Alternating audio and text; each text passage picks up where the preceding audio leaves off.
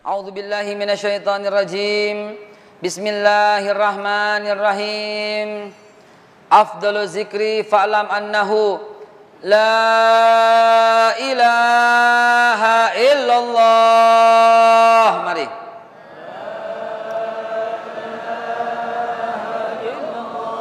La ilaha illallah.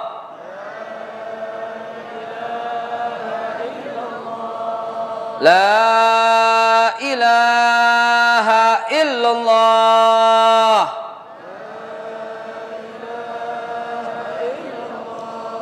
Muhammadur Rasulullah sallallahu alaihi wasallam. Kalimatu haqqin 'alaiha nahya wa 'alaiha namut wa 'alaiha nub'atsu insyaallah minal aminin. Wa kullu muslimin wal muslimat wa bil khususin muslimin dan muslimat yang saat ini tengah mendengarkan dan saat ini tengah duduk bersama-sama dalam masjid Pondok Indah yang kita cintai ini. Jamaah sekalian dimuliakan Allah, mari kita lanjutkan dengan mengucap bismillahirrahmanirrahim. Mari kita lanjutkan. Wahai para pencinta Rasulullah, wahai para pencinta sahabat-sahabat Nabi, wahai para pencinta tabi'in wa tabi'in wa tabi'in, mari kita tambah cinta kita kepada Rasulullah sallallahu alaihi wasallam. Kita tambah kerinduan kita kepada Rasulullah sallallahu alaihi wasallam.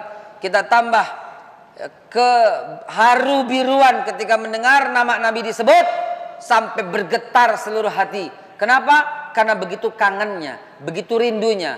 Pengen sekali aja berjumpa dengan Rasulullah, baik dalam mimpi. Betul? Bukan orang beriman yang tidak berharap berjumpa dengan wajah nabinya. Manusia paling agung, manusia paling indah yang pernah Allah ciptakan. Tiada sedikit pun celah pada tubuhnya, tiada sedikit pun celah pada sikapnya. Alangkah jahat dan busuknya mulut-mulut orang yang selalu merendahkan Nabi sallallahu alaihi wasallam. Tapi janji Allah tetap berlaku. Wa rafa'na laka zikrak.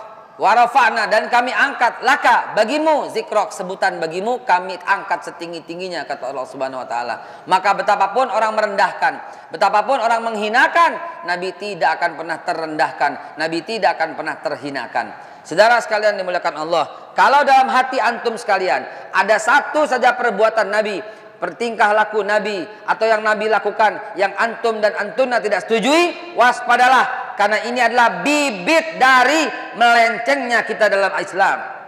Bibit pelencengan itu terdiri dari situ. Ada satu, hati-hati. Saya berpesan kepada anda, kepada bapak ibu sekalian dirahmati Allah, membenci, nggak membenci deh. Kita cuma berharap, coba Nabi begini, hati-hati, hati-hati. Kalau terselip di hati ibu-ibu sekalian, atau di hati bapak, atau di hati ibu yang lebih banyak, terselip perkataan, coba Nabi bininya satu, hati-hati. Lebih baik ibu katakan laki gue aja, jangan Nabi. Itu udah yang paling tepat, yang paling pas. Karena wa ma yantiqu anil hawa in huwa illa wahyu yuha. Nabi tidak pernah berbuat dan bertindak atas hawa nafsunya. Nggak masuk logika. Ya, orang Barat mengatakan demikian, nggak masuk logika. Orang Barat mengatakan Nabi SAW suka perempuan, nggak masuk logika. Kalau suka dari dulu dikumpulin. Kalau suka yang dikumpulin semua anak-anak gadis yang cantik-cantik, bukan nenek-nenek peot semua.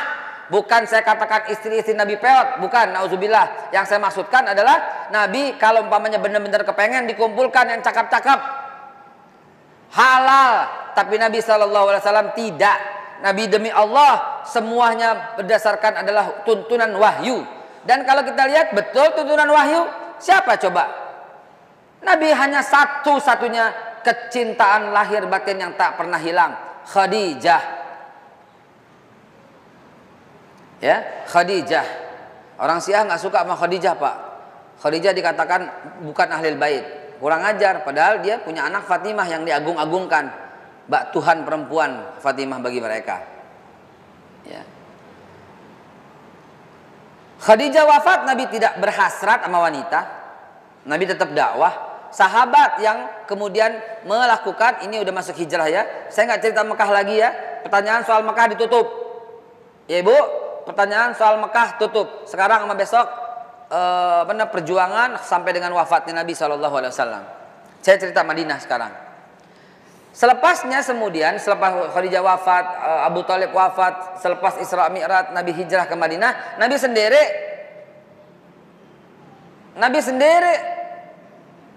Fatimah ada tempatnya, lalu nikah dengan Ali. Zainab udah meninggal, Ruqayyah beristrikan Utsman bin Affan meninggal. Zainab, Ruqayyah, Kazim udah meninggal di Mekah, Abdullah udah meninggal di Mekah. Sendiri.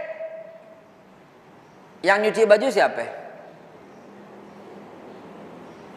Dulu belum ada laundry kiloan.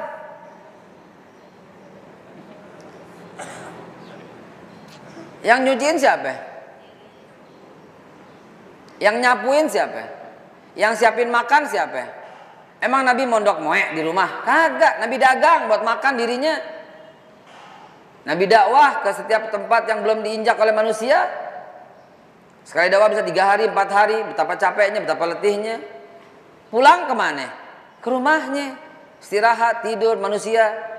Karena Nabi kita bukan malaikat, Nabi kita murni manusia. Ana basyarum mislukum, saya sama seperti kalian.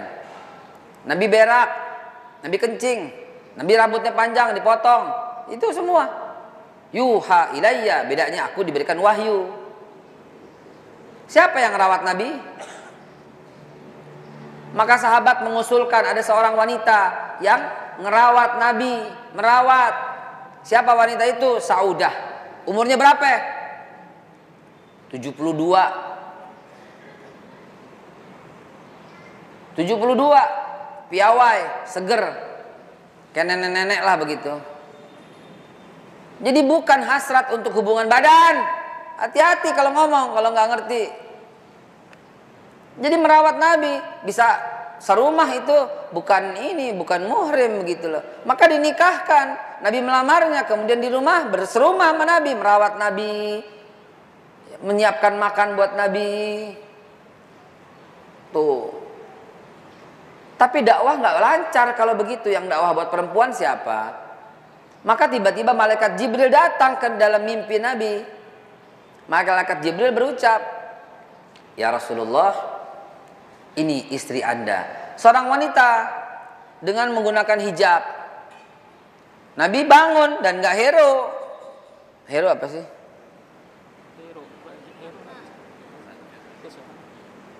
Nabi gak heroin. Heroin peduliin. Cuekin lah gitu.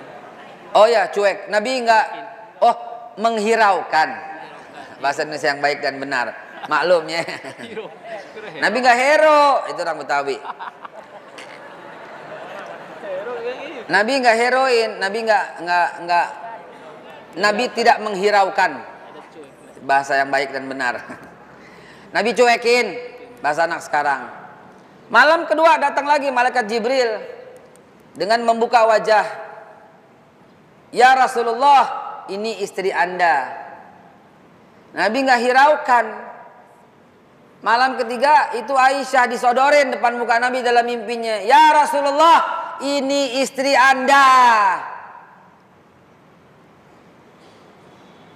Udah dewasa Pak, 23 tahun umurnya. Siapa bilang 9 tahun? Siapa yang bilang? Nih istri Anda. Lalu kemudian Nabi bertandang ke rumah Abu Bakar Siddiq. Hadisnya jelas itu. Ya Abu Bakar, maza ra'yuk. Hai Abu Bakar, apa pendapatmu? Jadi Nabi bukan melamar. Nabi minta pendapat sama Abu Bakar Siddiq. Telah datang kepadaku Jibril dan menyodorkan seorang wanita dalam mimpiku. Maka ternyata setelah dibuka hijabnya, ternyata yang datang adalah Aisyah. Abu Bakar Siddiq lari keluar. Asbabul wurudnya beberapa hari yang lalu, beberapa minggu yang lalu, bahkan 1 bulan, bahkan setahun, Abu Bakar Siddiq sedang mencarikan jodoh buat Aisyah. Abu Bakar Siddiq gelisah. Kenapa? Karena dipanggil Abu Bakar. Abu bapak, Bakar perawan. Bapak yang masih punya anak perawan. Ye Abu Bakar. Tuh. Aisyah dan saudara sebapak Aisyah yang namanya Asma udah punya anak 4. Umurnya nggak beda jauh. Orang punya anak 4, terus dibilang 9 tahun gitu. Umur 4 tahun beranak. Coba pikir dong. Aisyah sama Asma tuh seumuran.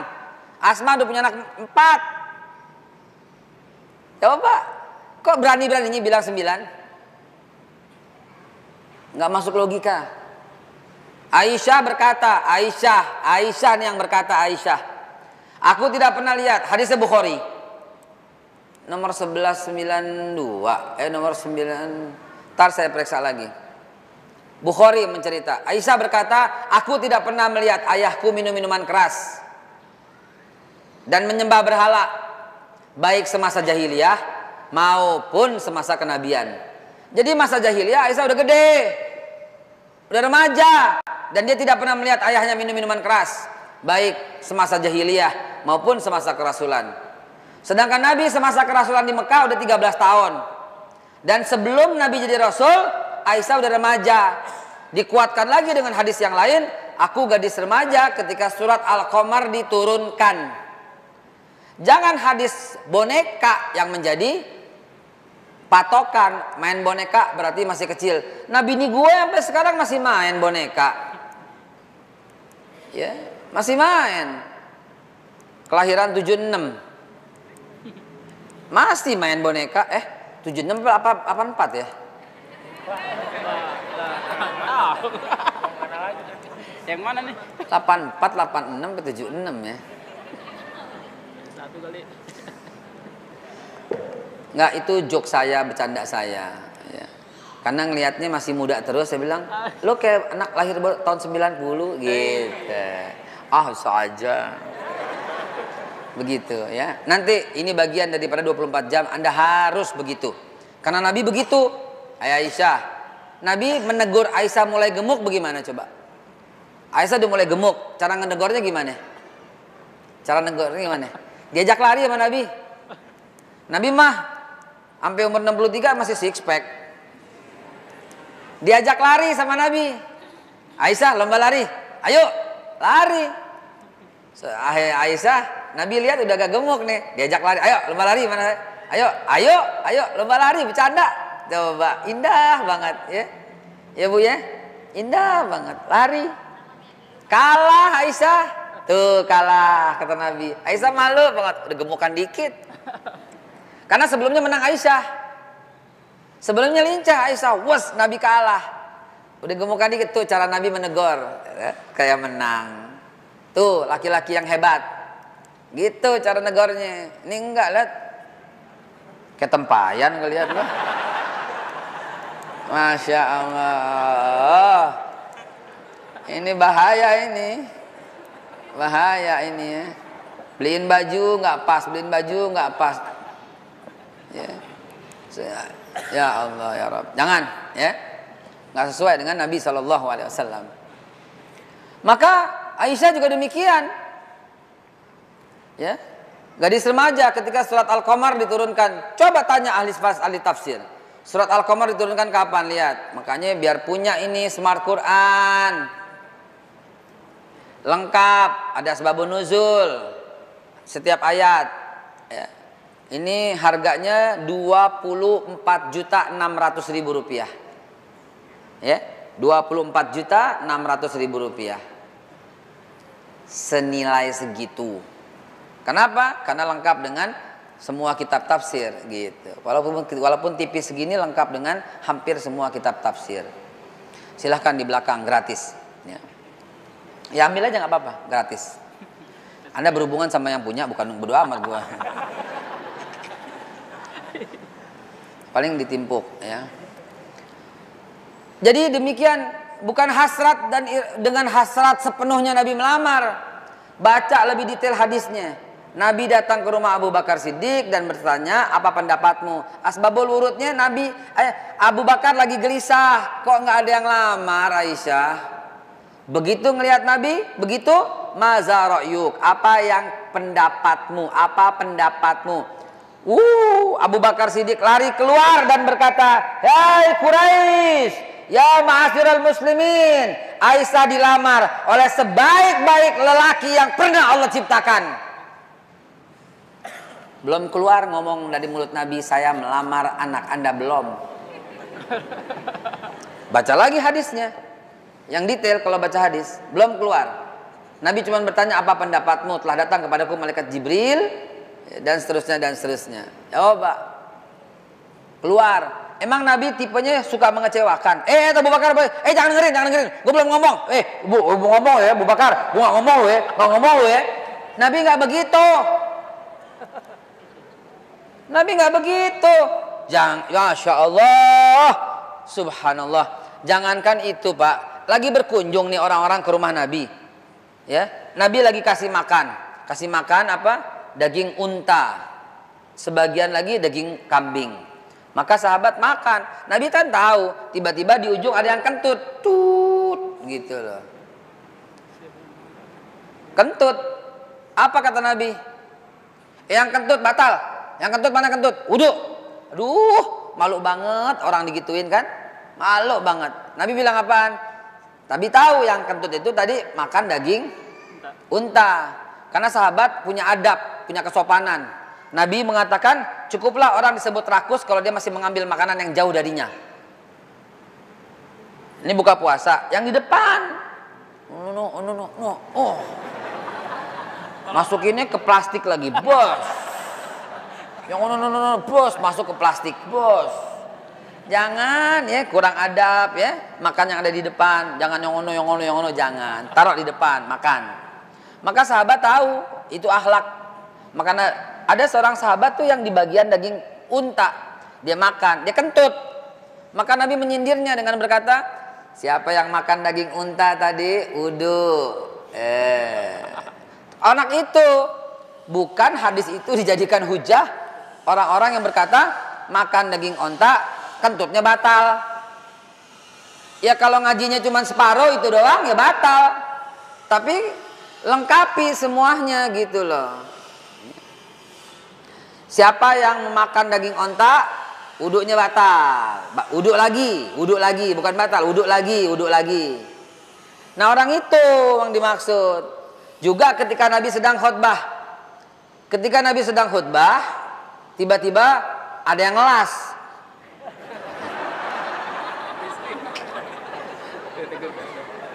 Contoh ya. Ketika Nabi sedang khutbah, tiba-tiba ada yang kentut. Coba, apa kata Nabi? Siapa yang kentut tadi? Batal, wudhu lagi. Alangkah malunya, luar biasa. Malu banget, pasti malu. Di ujung sana kentut. Aduh, malu banget.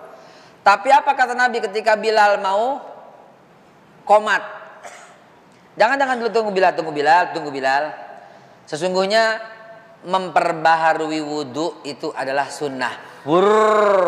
Rame-rame diri dan wudhu. Yang kentut bilang apa? Selamat, nggak ketahuan gue. Nabi nggak mau menyakiti orang, nggak mau. Apalagi sahabatnya Abu Bakar Siddiq belum dilamar teriak keluar.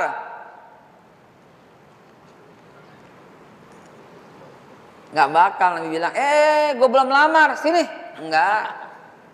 Nabi berkata demikian, akhirnya bagaimana? Orang konfirmasi, benarkah ya Rasulullah?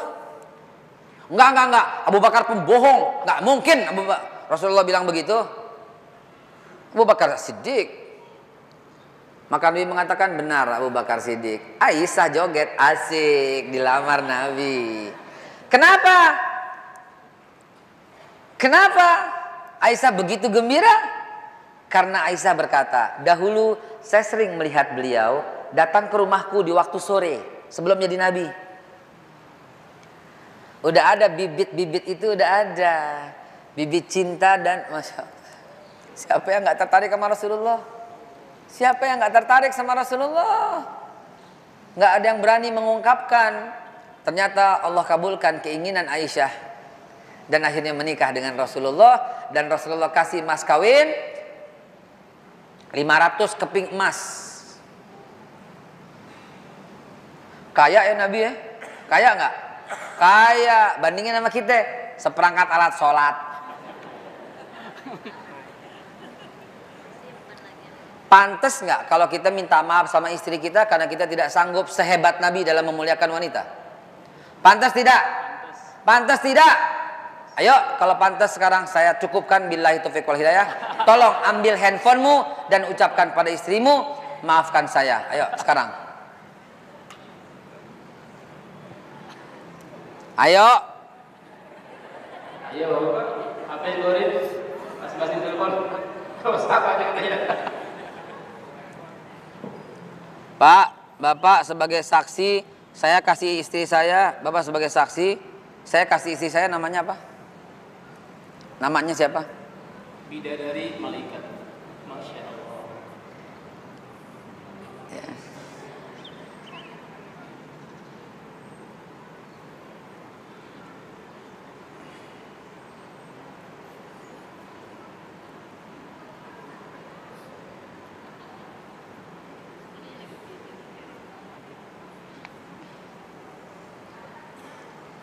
Mari, WA istrinya atau SMS istrinya, bilang gini, Mama, kalau manggilnya Mama, Mbok, kalau manggilnya Mbok, ya,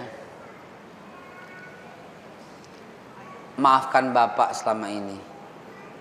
Dah, dan lihat respon istrimu bagaimana.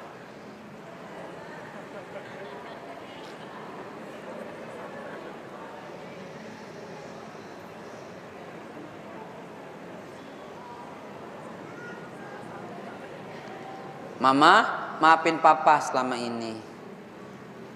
Bu, maafin Bapak ya selama ini. Ayo, lihat responnya. Biasanya responnya ada 3 kelompok. Pertama, respon yang aktif. Jawabannya begini, tuh kan selama ini udah curiga sama lo. Itu respon yang paling dahsyat. Respon berikutnya, lu salah SMS ya, lu salah WA ya. Lu salah WA ya, gitu. Tumben, kesambat lu ya, gitu. Itu masih kelompok-kelompok yang sadis. Kelompok yang kedua, ada apa? Lebaran masih lama deh. Respon yang berikutnya, iya sama-sama, Mama juga banyak salah. Gitu. Silakan, saya tunggu responnya seperti apa. Berani nggak lu minta maaf begitu? Gengsi ya? Gengsi kan? Gengsi kan? Subhanallah. Ngaji 24 jam bersama Rasul, masih gengsi minta maaf sama istri? Pak, saya contohin Pak, saya minta maaf barusan, maafin ya. Tolong deh, coba lakukan itu agar harmonisasi kembali terjadi. Ya. Udah ada yang respon belum? Udah ada yang respon belum? Ketawa aja, hehehe gitu. Enggak, hehehe. Emang lo salah banyak sama gua. Ya, begitulah suasana indah, suasana canda yang terus terjadi antara suami dan istri. Maafkan ya sayang, gitu ya. Maafkan ya Humaira, gitu ya.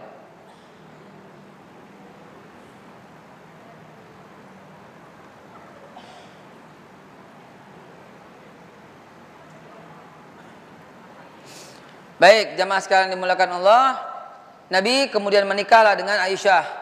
Setelah kemudian menikah dengan Aisyah, kita kembali sebentar ke slide.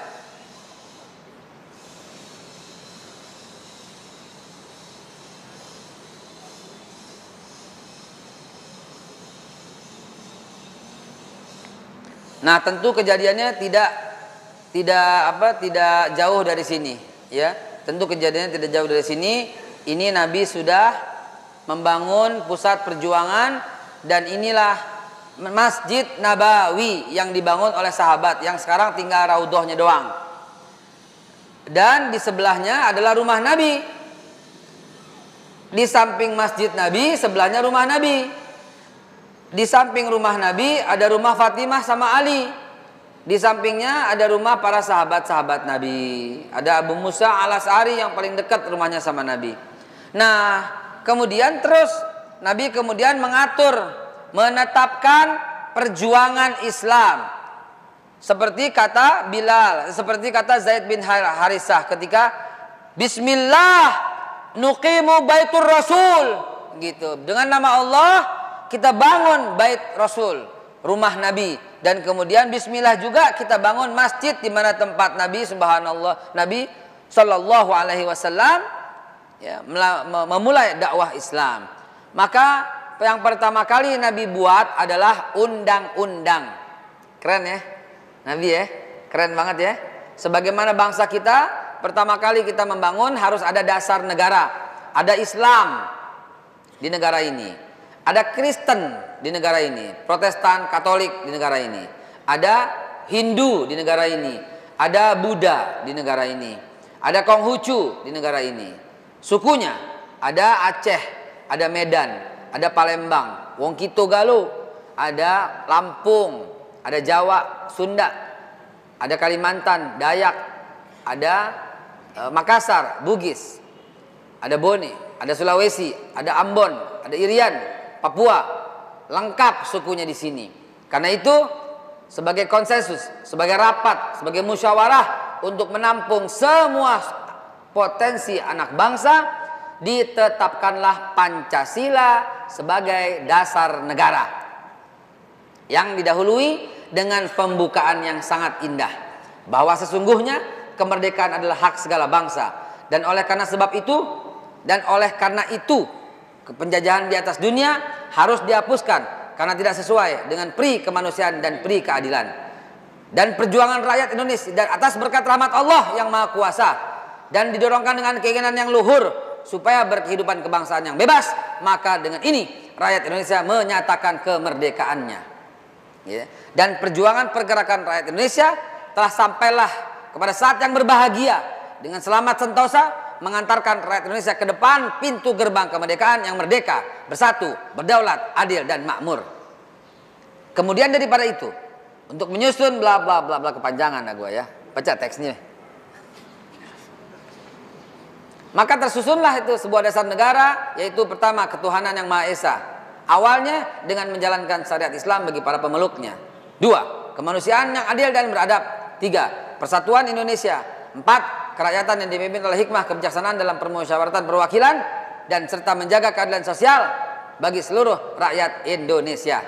Jakarta 17 Agustus 18 Agustus 1945.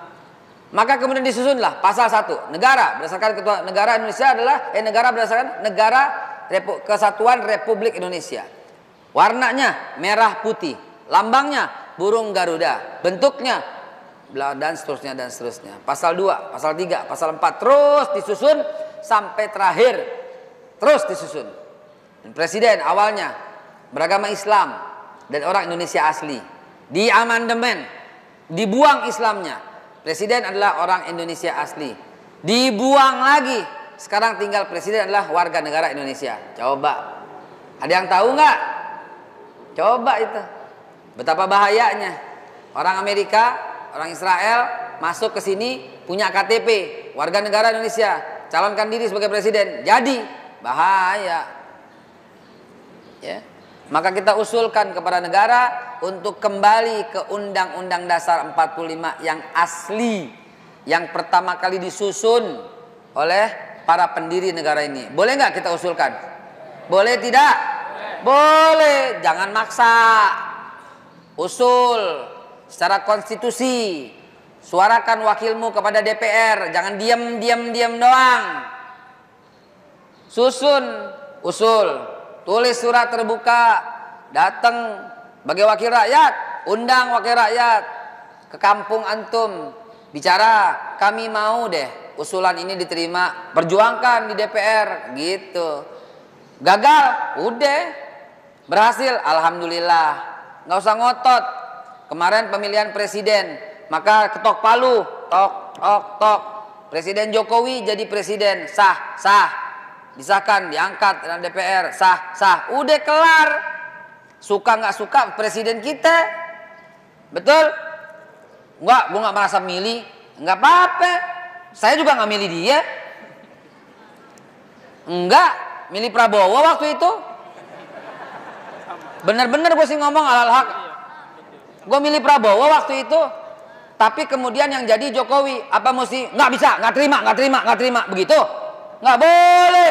Dalam Islam juga nggak bener begitu. Terima. Walaupun pemilih Prabowo. Begitu ditetapkan jadi presiden, deh selesai. Jokowi adalah presiden Republik Indonesia yang sah. Titik. Udah, nggak usah macam-macam. Hindari dan stop kegaduhan-kegaduhan politik ini. Itu orang Islam berpikir. Ya, sama pilkada kemarin juga. Ada yang pilih Anies, ada yang pilih Ahok. Ternyata Anies sebagai pemenangnya. Udah, jangan ngoceh lo Ahoker, diam. Diam udah. Udah menang udah, kalah aja. Jangan ngoceh lagi di sosial media. Jangan bikin gerakan ini, gerakan itu. Udah cukup, terima kekalahan. Andai kata Basuki yang menang, kita pun terima, gitu loh. Demi Allah kita terima. Kita cuman kemarin karena menista Al-Quran. Kalaupun dia menang dan kemudian 2 tahun setelah selesai itu jadi memimpin, tetap umat Islam nggak boleh berontak, nggak boleh berontak. Kenapa? Udah sah sebagai undang-undang, diangkat oleh Menteri Dalam Negeri, diketahui dan disetujui oleh Presiden. Begitu cara bernegara. Ini semua masuk Madinah nih sebentar. Ya. Begitu cara bernegara, nggak usah memaksakan kehendak. Udah diem, sampai sekarang dibikin gerakan ini, gerakan itu, berusaha untuk tuh kan, Anies nggak beres, tuh kan, belum mimpin udah ada isu nggak beres. Coba, apalagi ntar mimpin, la haula wala quwata illa billah. Mau bagaimana ini? Mau bagaimana? Sampai kapan kegaduhan ini berlanjut? Saya juga nggak kurang galak ceramah. Saya juga nggak pakai tadi ngaling-ngaling dalam membela, dalam mengawal dan mengikuti aksi 411, 212. Deh, saya cuma ngikutin 3 dari 14 Oktober, ya, dan sekaligus menjadi panitia GNPF MUI, Gerakan Nasional Pengamal Fatwa MUI. Tapi setelah terjadi, udah kelar mau ngapain? Deh kelar. Kita tinggal kawal Pak Anies dan Pak Sandi. Kita kawal program-programnya. Kalau salah kita ingetin. Udah begitu bernegara. Ini udah kalah, nggak terima kalah. Terus saja mengganggu. Ada nggak yang baju kotak-kotak di sini? Kotak-kotak loh. Warnanya beda ya. Cuman kotak-kotak doang ya. Demikian dalam mengatur negara. Lihat Nabi Sallallahu Alaihi Wasallam. Lihat coba. Saya singkat, ada 18 butir dari 42 butir undang-undang Nabi Sallallahu Alaihi Wasallam. Dan saya singkat kata-katanya dengan bahasa yang indah, yang simple, ya, untuk lebih kita pahami dengan bahasa kita sehari-hari. Lihat undang-undang yang dibuat Nabi Sallallahu Alaihi Wasallam. 1. Kesatuan umat Islam tanpa mengenal perbedaan. Subhanallah. Mana itu PBB? Mana itu the Declaration of Human Rights? Mana itu deklarasi Jenewa? Mana? Nabi 1400 tahun yang lalu telah mengatakan 1. Kesatuan umat Islam tanpa mengenal perbedaan. Wahai orang Syiah, mari saya ajak, bergabunglah kembali kepada kita. Kembalilah kepada Islam yang menghormati Allah, Rasul, para sahabat-sahabat Nabi, para tabi'in, dan bergabung bersama kita. Menanti imam sama-sama, kita juga menanti Imam Mahdi. Yang mengaku dirinya paling nyunnah, jangan pisahkan kami dengan antum. Ikut dong ngaji, jangan cuman belajar sama guru-guru yang kau anggap doang. Giliran guru-guru yang lain, kau pulang, kau tak punya penghormatan sama sekali.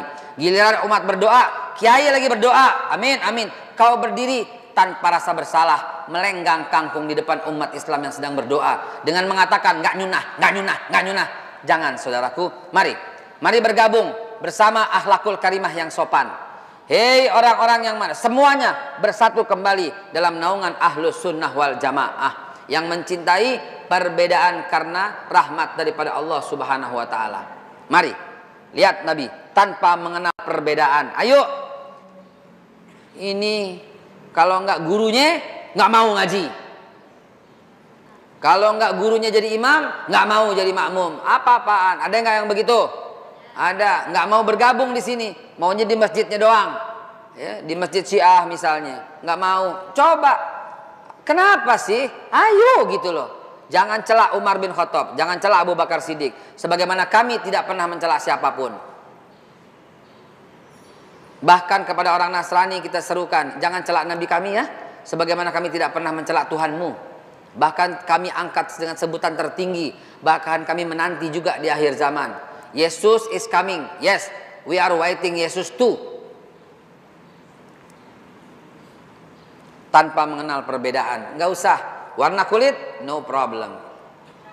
Suku, nggak ada masalah.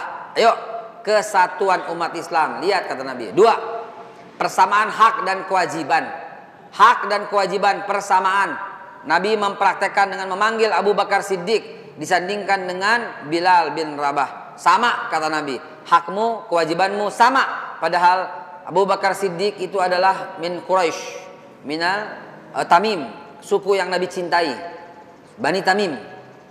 Ya, Bilal dari Persia, bekas seorang budak.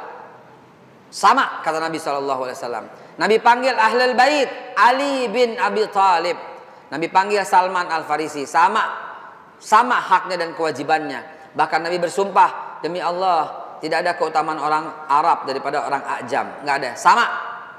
Nomor 3, gotong royong dalam segala hal kecuali kezaliman, dosa dan permusuhan. Gotong royong ini siskamling, siskam rata. Demi Allah tidak ada manusia yang lebih hebat dan lebih sempurna daripada yang Nabi terapkan. Lihat itu gotong royong. Nabi perintahkan dalam pasal nomor 3. Semua harus gotong royong. Indahnya coba. Indah banget ini. Dan Nabi praktekkan sampai ke dalam rumah tangganya sendiri. Nabi cuci piring sama-sama. Wahai ibu, wahai bapak, cuci piringlah bersama-sama. Karena itu bagian daripada sunnah Nabi SAW. Saya membagi. Hari ini yang ngepel Aisyah. Hari ini yang ngepel Aliyah.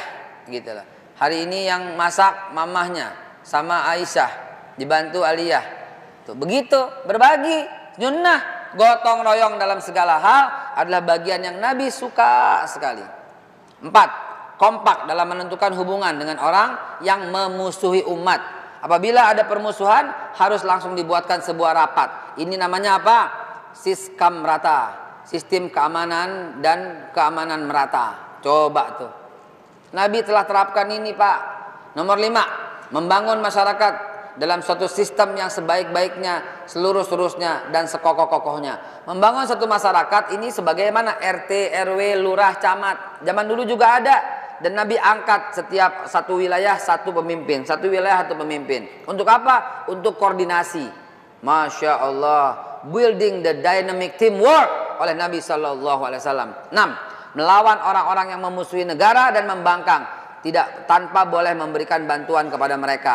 Haram hukumnya memberikan bantuan kepada orang yang mengganggu negara. Ini konsep nasionalisme. Ini pasal nomor 3. Ya Bu, ya Pak, sadari bahwa Pancasila pun dibikin dari mengambil dan mengintisarikan daripada perjanjian Madinah, Persatuan Indonesia. Nomor 7, melindungi segenap orang yang ingin hidup berdampingan, keadilan sosial bagi seluruh rakyat Indonesia dan kemanusiaan yang adil dan beradab.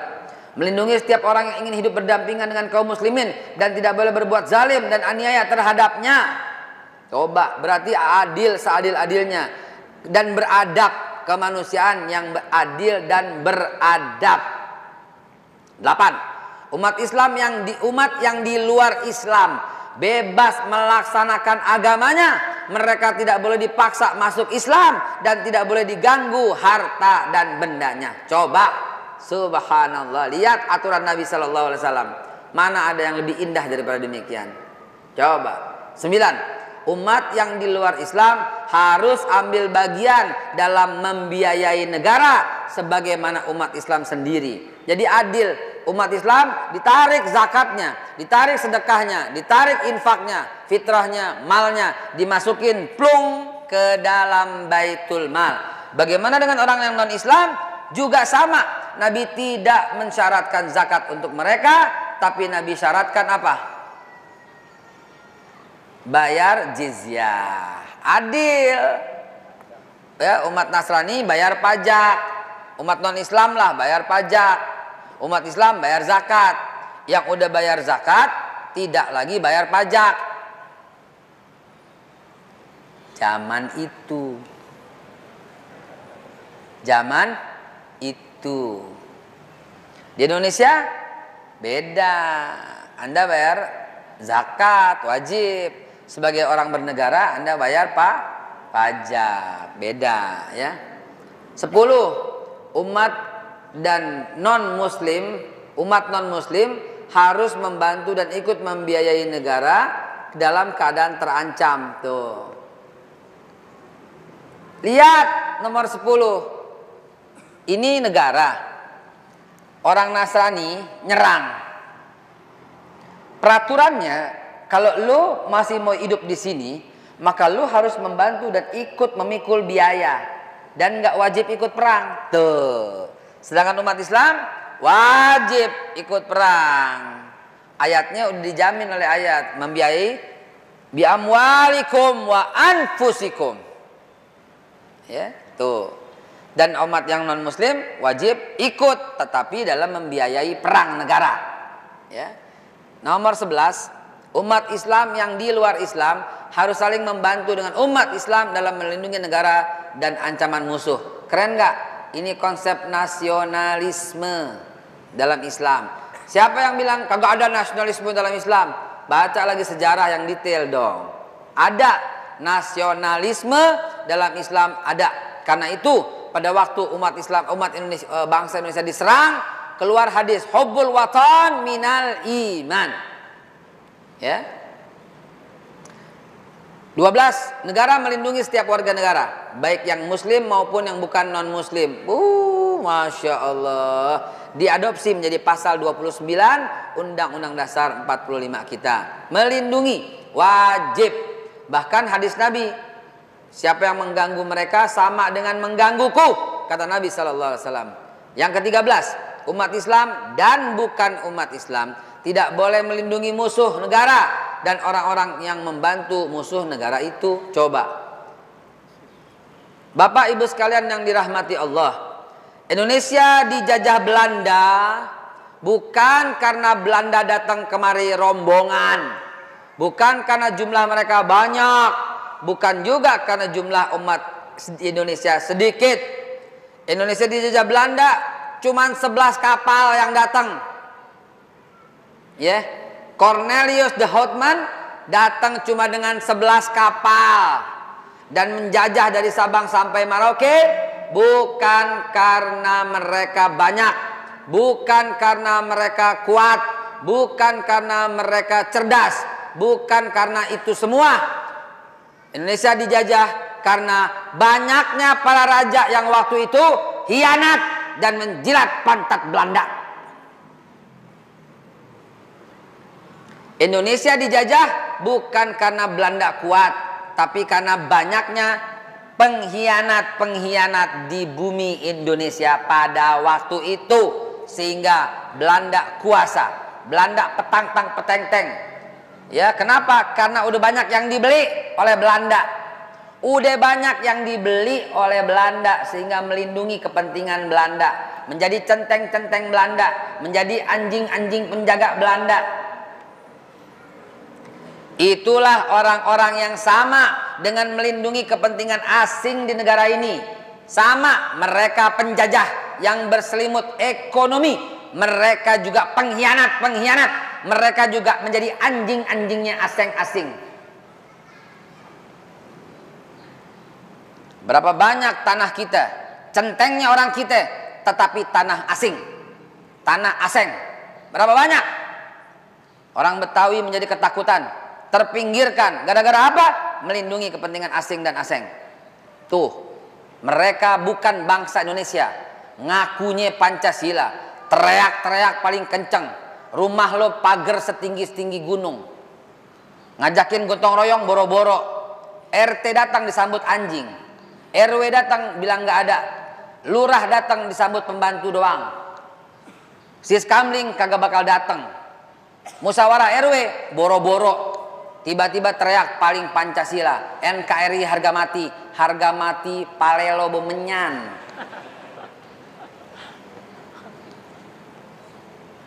Ini dia masuk kepada inti penutup. Bangsa kita ini belangsak, bangsa kita ini berantakan. Gara-gara apa, Pak? Gara-gara akhlak. Yang perlu kita lawan sekarang dengan akhlakul karimah. Sudahi pertentangan itu, sudahi kegaduhan itu. Lawan sekarang dengan akhlakul karimah. Tunjukkan kita akhlak Nabi Sallallahu Alaihi Wasallam. Lihat nomor 14. Apabila sebuah perdamaian membawa kebaikan bagi masyarakat, maka semua warga, baik muslim maupun bukan Islam, harus rela menerima perdamaian. Lihat betapa indahnya ini, subhanallah. Lihat nomor 15. Seorang warga negara tidak dapat dihukum karena kesalahan orang lain. Hukuman yang mengenai seseorang yang dimaksud hanya boleh dikenakan kepada diri pelakunya sendiri dan keluarganya. Lihat keadilan dan kesetaraan dalam hukum. Warga negara bebas keluar masuk wilayah negara. Apa artinya ini? Paspor, visa berlaku pada zaman Nabi Sallallahu Alaihi Wasallam. Setiap warga negara bebas keluar masuk wilayah negara. Sedangkan kalau bukan warga negara harus punya surat izin. Tuh, visa, paspor udah diterapin pada zaman Nabi. Betapa dahsyatnya Rasulullah SAW. Warga negara doang yang bebas keluar masuk. Setiap warga negara terlarang melindungi orang yang zalim dan salah. Pak Hakim, dia udah korupsi sekian banyak. Waduh. Rumah sakit, korupsi gede-gedean. Dilindungi di zaman Nabi yang begini. Ini bertentangan sama piagam Madinah, saudara. Nggak boleh ditentang. Potong-potong loh sama Nabi. Maksudnya bukan dipotong-potong kecil-kecil. Dipotong-potong haknya, dibabat. Kenapa? Nggak berhak lagi memimpin. Lihat sekarang hakim. Siapa yang dilindungi? Lihat nomor 17.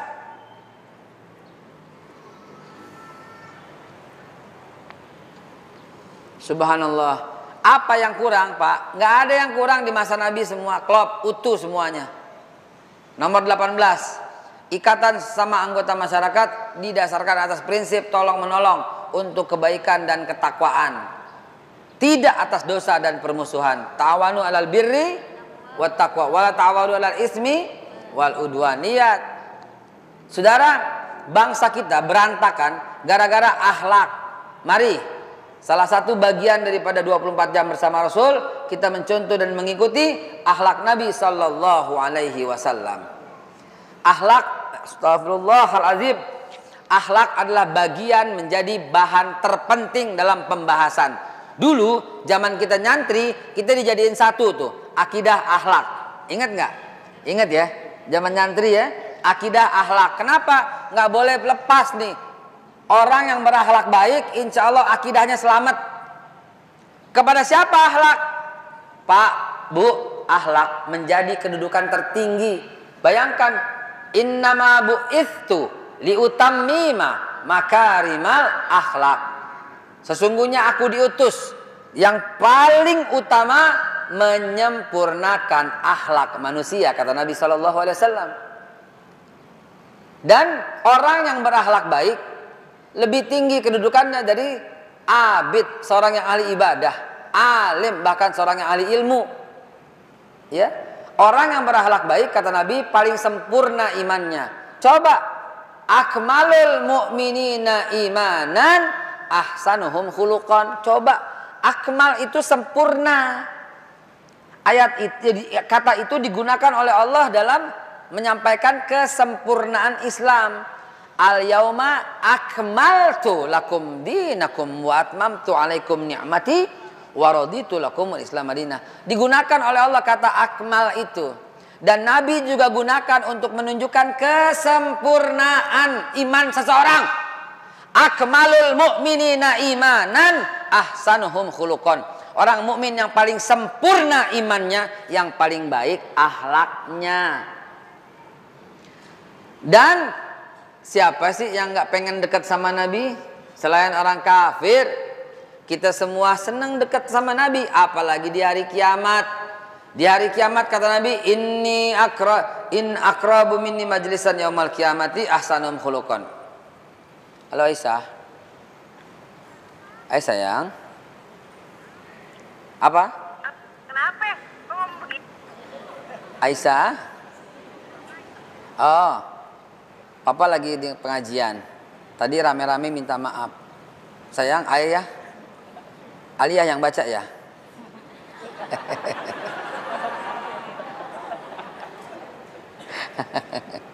Udah, kirim salam sama mama bilang. Ya sayang. Papa katanya Aliyah. Kok minta maaf sama aku? Jamaah sekalian yang dimuliakan Allah, akhlak. Akmalul mu'min. Inna akrabikum minni majlisan yaumal kiamati ahsanuhum khuluqan. Sesungguhnya yang paling dekat dengan aku duduknya di hari kiamat, orang yang paling baik akhlaknya. Pak, Bapak malas beribadah. Yang penting sholatnya dikerjain, rawatibnya dikerjain, lalu tarawihnya dikerjain. Bapak puasa berat. Yang penting Bapak puasa Ramadan non-stop. Ya. Bapak malas pergi umroh haji. Cukup sekali umroh, sekali haji. Tapi Bapak cukup dengan yang itu bisa terdekat dengan Nabi SAW. Dari orang yang tiap tahun pergi haji, dari orang yang 1 miliar sedekahnya, dari orang yang non-stop 1000 rakaat sehari, yaitu orang yang baik akhlaknya. Akhlak ada 5. Pertama, akhlak kepada orang tua. Ya Bu, ya Pak, saya belum pernah lihat orang sukses, kaya, berhasil kurang ajar sama orang tua. Belum pernah lihat. Catat dan rekam dengan baik-baik. Demi Allah, orang-orang yang membuat marah orang tuanya, dia senantiasa berada dalam murka Allah. Bagaimana hidayah mau datang? Bagaimana dibilangin mau terima? Bagaimana dengar ceramah mau beresap? Bagaimana coba? Kalau dia berada dalam murka Allah. Siapa itu? Orang-orang yang membuat marah kedua orang tuanya. Ridallah fi ridha walidayhi wa suhtullah wa suhtu walidayhi. Man arda walidayhi faqad ardallah wa man asqata walidayhi faqad asqatallah. Ridha Allah tergantung ridha orang tua. Penting ini dikasih tahu oleh jamaah sekalian. Hati-hati. Hati-hati. Membuat marah orang tua, membuat marah Allah. Antum sedekah, antum ngaji, luar biasa. Datang ke masjid sini, luar biasa. Tapi dengan cara membuat marah orang tua, mana yang bisa nyerap? Orang yang kurang ajar sama orang tua sangat mungkin dikhawatirkan akidahnya melenceng. Kenapa? Allah nggak redho. Allah nggak redho sama dia. Sangat mungkin dibilangin ini nggak bisa, dibilangin itu nggak bisa. Diajak baik surah susah dibilangin. Kenapa? Berada dalam murka Allah. Padahal sholat, tapi dia kurang ajar sama orang tua. Tuh, solusi bangsa sekarang ini yang carut-marut begini, kembali akhlakul karimah. Beres semua persoalan bangsa dengan akhlakul karimah. Sebentar saya akan cerita satu persatu. 5 unsur dalam akhlak. Ya, coba antum sebut satu orang hebat di Indonesia, satu orang kaya di Indonesia yang tidak hormat dengan orang tuanya. Dan antum sebut orang kaya, hebat, ternama, tapi kurang ajar sama orang tua. Sebut coba. Adalah Bapak Abu Rizal Bakri. Terkenal, kaya, luar biasa, alim, baik. Pada ibunya, Masya Allah, luar biasa. Satu ketika ibunda Bapak Abu Rizal Bakri ingin umroh atau ingin haji waktu itu, atau umroh waktu itu. Beliau takut ibunya nggak nyaman, karena kalau lewat itu jauh, dapat tiket ntar dapat boarding pass yang paling belakang. Dia takut jangan sampai ibunya paling belakang. Dia sewa bisnis kelas. Dia takut sebelahnya duduk orang yang ibunya nggak nyaman. Bangku sebelah dibeli sama dia, dikosongin buat ibunya. Dia takut sebelahnya bikin ibunya nggak nyaman, dibeli yang sebelahnya. Dia takut dapatnya yang depan orangnya nggak nyaman, nggak hormat sama ibunya, dikosongin, dia beli. Dia takut belakang kurang nyaman, kurang hormat sama ibunya, satu lingkungan itu dibeli, dikosongin khusus untuk ibunya biar nyaman. Coba itu. Ada yang kayak begitu? Bapak Khairul Tanjung, orang kaya, ternama, lihat perlakuan dia terhadap ibunya, Masya Allah. Lagi rapat, kalau dipanggil sama ibunya pulang. Mau orang bilang apa kek? Lihat orang-orang itu coba. Teman kami, sahabat saya, nggak usah sebut deh namanya. Dia pemilik dari seluruh pesona kayangan Depok. Pemilik, hanya tinggal berdua sama ibunya tadinya.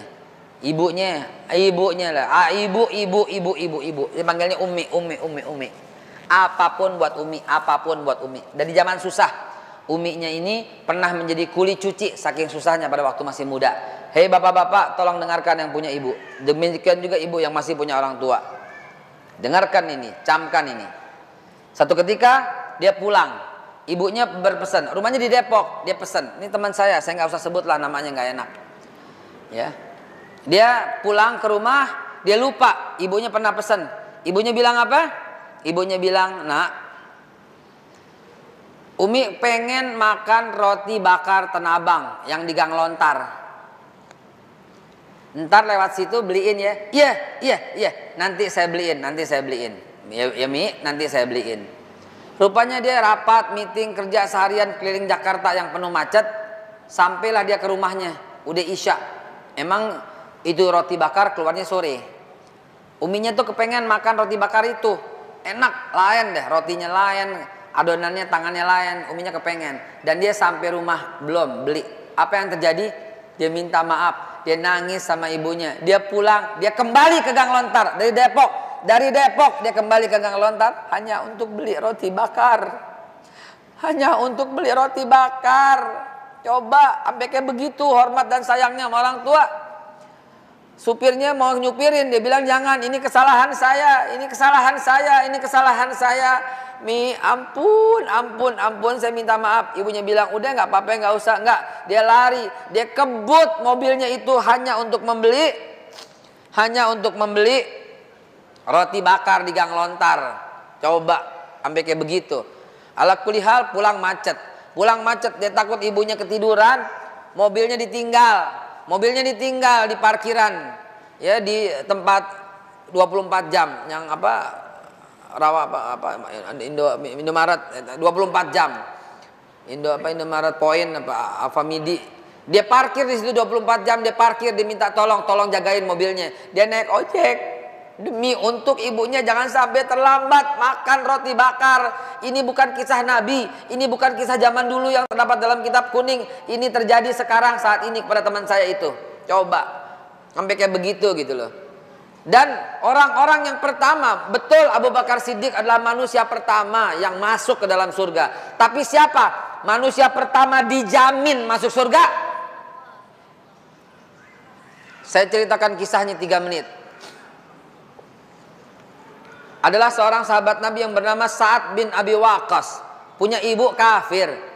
Ya, ini menjawab pertanyaan yang masuk ke dalam Instagram kami. Ustadz, saya punya ibu tapi suka pamer katanya itu. Saya bilang ntar ketemu di Masjid Pondok Indah, karena rumahnya di Pondok Indah. Ntar, Ustadz, saya punya ibu suka pamer. Kalau kondangan selalu menggunakan mobil kami yang terbaik, nggak mau yang nomor 2. Kemudian perhiasannya semua dipakai. Saya suka antar beliau, tapi saya merasa risih. Ya, saya nggak sebut ya. Ada di sini hadir dari Instagram yang bertanya demikian, insyaallah hadir. Saya katakan kepanjangan jawabnya. Saya jawab ntar pada waktu di pengajian Pondok Indah hari Sabtu. Apa yang terjadi? Maka Sa'ad bin Abi Waqqas kemudian berkata pada ibunya, dan ibunya berkata pada Sa'ad, wahai Sa'ad, jangan sampai kamu mengikuti agamanya Muhammad. Saya mengikuti perkataan mereka dia. Bila kau ikuti, aku tidak akan rela dan aku tidak akan makan. Benar terjadi. Sa'ad bin Abi Waqqas berkata, tidak, saya tidak mengikuti agamanya Nabi Muhammad. Bagus kata ibunya. Tetapi Sa'ad bin Abi Waqqas adalah sahabat yang paling utama. Dia diam-diam. Kalau sholat jangan sampai ibunya tersinggung. Dia ngumpet Pak. Suatu ketika ketahuan ibunya lagi sholat. Saat lagi sholat ketahuan sama ibunya. Apa kata ibunya? Demi Lata, demi Uzza, demi mana? Ibu tidak akan makan selama-lamanya dan minum selama-lamanya sampai kau kembali ke dalam ajaran agama kita. Sa'ad bin Abi Waqqas berkata, maaf ibu, maaf. Tapi makan ibu tidak. Sa'ad bin Abi Waqqas pagi masih memberikan makan buat ibunya. Dia peluk ibunya, dia cium, tetap ibunya, ibu makan. Tidak, kata ibunya. Siang hari demikian, sore hari demikian, terus demikian. Ibunya makin hari makin lemah, makin hari makin lesu, tidak bisa lagi bangun. Udah hari ketiga, Sa'ad bin Abi Waqqas tetap hormat, sayang, tetap peluk ibunya, tetap cium ibunya, ibu makan walau sedikit, ibu makan walau sedikit, ibu makan walau sedikit. Tetapi Sa'ad bin Abi Waqqas ibunya tetap tidak mau makan sampai ibunya tinggal napasnya satu persatu. Sa'ad berkata, membisikkan sesuatu ke dalam kuping ibunya. Wahai ibu, kalaupun ibu punya nyawa 100, Sa'ad akan tetap bikinin makanan untuk ibu dan tolong ibu makan. Adapun kalau ibu suruh Sa'ad keluar dari agamanya Nabi Muhammad, kalaupun ibu nyawa punya 100, Sa'ad tidak akan meninggalkan Nabi Muhammad. Walaupun nyawa satu persatu keluar dari tubuh ibu. Sekarang ibuku sayang, tolong makan, karena Sa'ad tidak akan meninggalkan agamanya Nabi Muhammad. Tolong makan. Sa'ad tidak sanggup, Sa'ad tidak kuasa hidup tanpa ibu. Sa'ad sayang ibu, makanlah ibu, makan. Lihat, ibunya masih penyembah berhala. Sa'ad masih hormat dan sayang dan taat kepada ibunya, walaupun ibunya penyembah berhala. Bapak ibu sekalian, boleh kata ibu kamu cuman pamer. Sayangi, cintai dia, kasih hal-hal yang indah, pelan-pelan gitu nasihatin. Sa'ad bin Abi Waqqas kemudian seperti biasa setelah melayani ibunya, Sa'ad bin Abi Waqqas kemudian pulang, keluar dari rumahnya untuk ikut pengajian Nabi. Nabi nggak tahu apa yang terjadi antara Sa'ad dan ibunya. Nabi cuma tiba-tiba lagi ngaji, Nabi tersentak diam. Rupanya malaikat Jibril datang yang hanya bisa dilihat oleh Nabi. Dan malaikat Jibril membisikkan sesuatu. Dan kemudian malaikat Jibril pergi. Dan Nabi mengucapkan kembali apa yang diucapkan malaikat Jibril. Apa kata malaikat Jibril? Merupakan salam dari Allah. Malaikat Jibril berucap, yatlu alaikumul an rajulun min ahlil jannah. Ya Nabi, akan datang kepada kamu sebentar lagi seorang laki-laki penduduk surga ya Rasul. Coba sahabat nggak tahu. Nabi bilang yatlu alaikumul an rajulun min ahlil jannah. Akan datang kepada kalian sebentar lagi seorang laki-laki dari penghuni surga. Sahabat melihat siapa yang datang kok beruntung sekali. Dan itu ucapan pertama dari Nabi yang manusia dijamin masuk surga. Ternyata dari balik bukit datanglah Sa'ad bin Abi Waqqas, seorang yang hormat kepada orang tuanya, mampu menduduki surga tanpa hisab. Raih ini wahai bapak ibu yang masih punya orang tua, raih ini. Jangan sia-siakan ibumu. Buka puasalah sekarang bersama mereka. Belikan makanan yang paling mereka suka. Cari kesukaannya.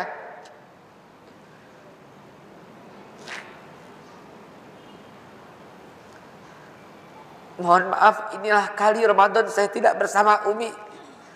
Mudah-mudahan Allah ampuni semua kesalahannya dan Allah masukkan ke dalam surganya.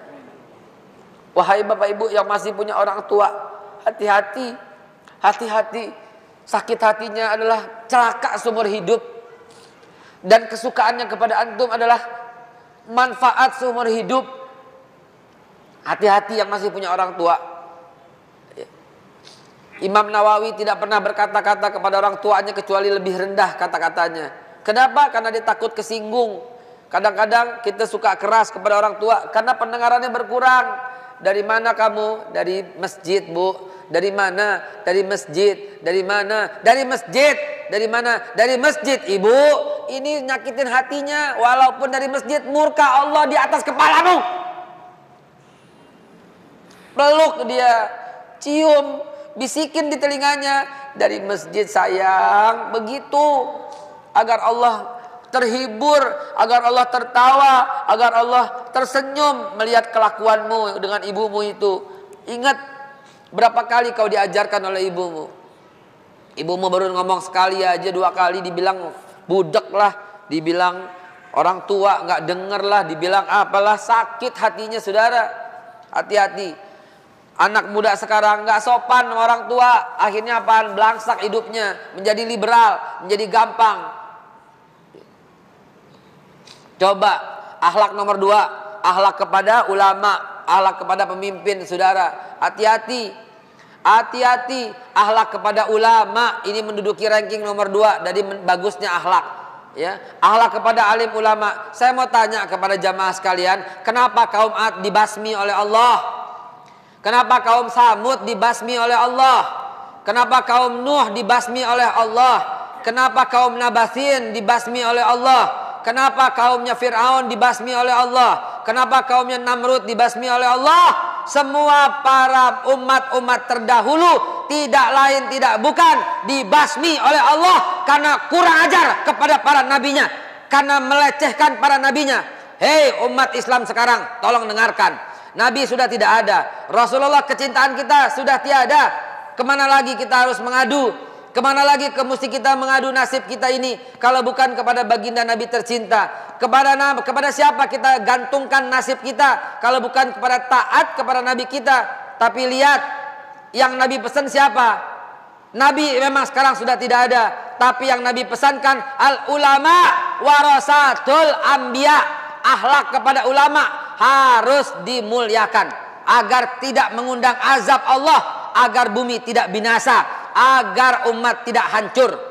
Hormat kepada ulama wajib, hormat kepada guru, kepada kiai apalagi. Wahai para pencinta Rasulullah, wahai para pencinta Ahlul Bait, wahai para pencinta cucu-cucu Nabi, wajib kita mencintai cucu-cucu Nabi, hormat dan taat kepada cucu-cucu Nabi. Siapa mereka? Mereka lah para habaib yang menjadi guru-guru yang alim, yang takwa kepada Allah Subhanahu wa taala, yang kelihatan jejak langkahnya. Mereka adalah cucu-cucu Nabi sallallahu alaihi wasallam. Andai kata Nabi masih ada, melihat turunannya digituin, dihinakan, dicaci, difitnah, demi Allah kita nggak rela cucu-cucu Rasulullah dihinakan di negara ini. Demi Allah kita nggak rela ulama-ulama kita dituduh macam-macam, dikriminalisasi. Kalau ini terjadi terus, ini namanya mengundang azab Allah. Kalau terjadi terus, namanya ini menghina, namanya ini mengundang azab Allah, meminta Allah untuk membinasakan kaum ini.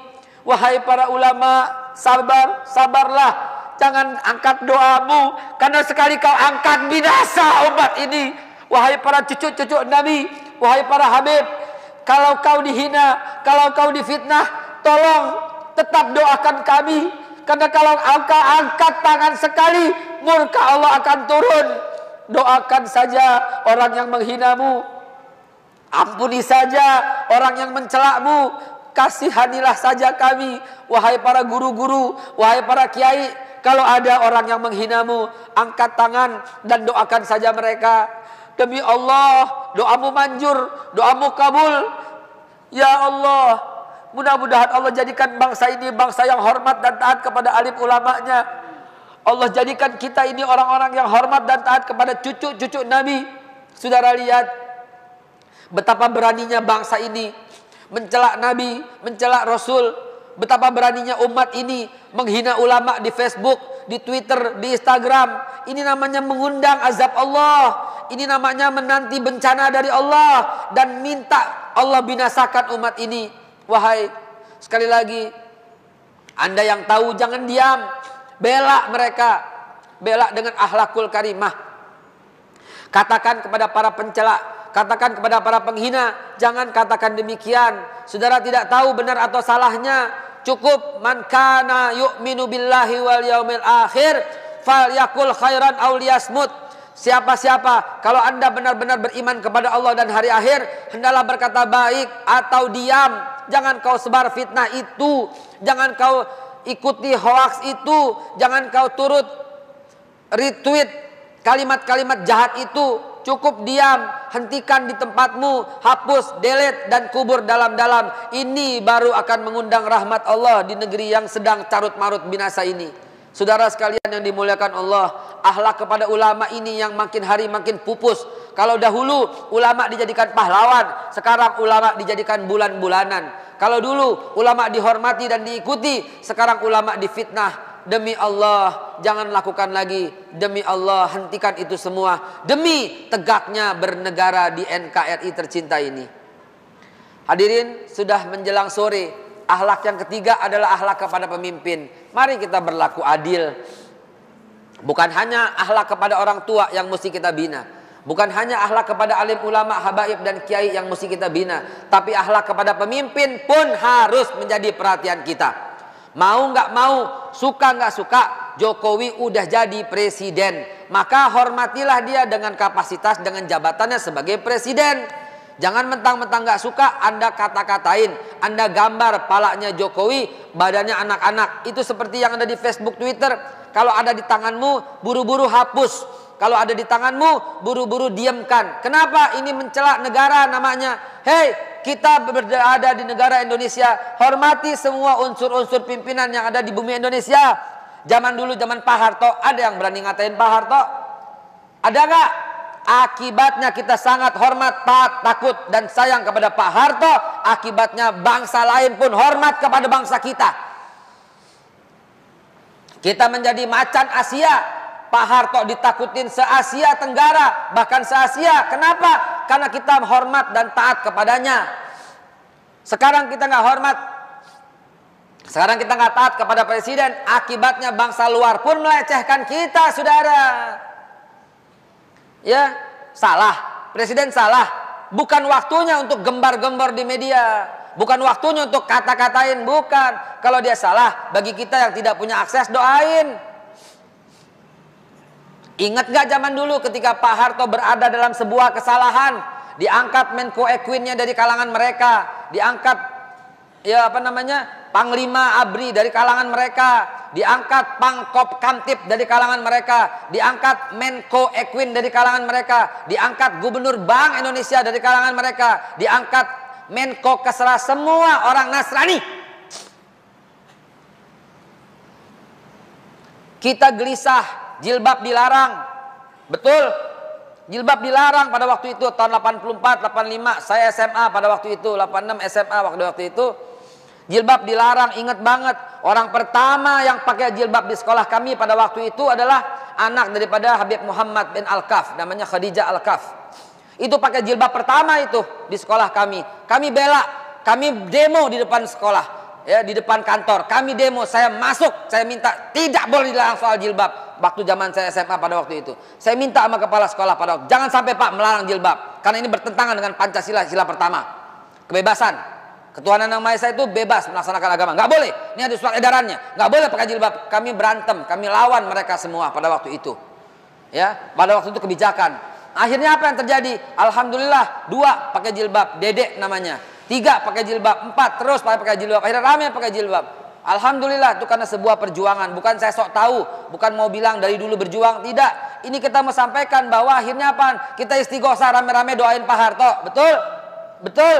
Pada waktu kita doa rame-rame, akhirnya apa? Alhamdulillah, Pak Harto kemudian kembali menjadi mukmin, muttaqin, muslimin, dan husnul khotimahnya dalam kondisi yang bagus sekali. Ditariklah B.J. Habibie sebagai Menko Ristek, Riset dan Teknologi. Kemudian Pak Habibie pulang, Pak Harto kompak dengan Pak Habibie mendirikan Ikatan Cendekiawan Muslim Indonesia. Akhirnya Islam berjaya, Islam kuat, menjadi macan Asia. Amerika ketar-ketir. Amerika nggak suka dengan kekuatan Islam. Akhirnya Amerika mendorong. Dulu pada waktu 98 saya dosen di 8 universitas.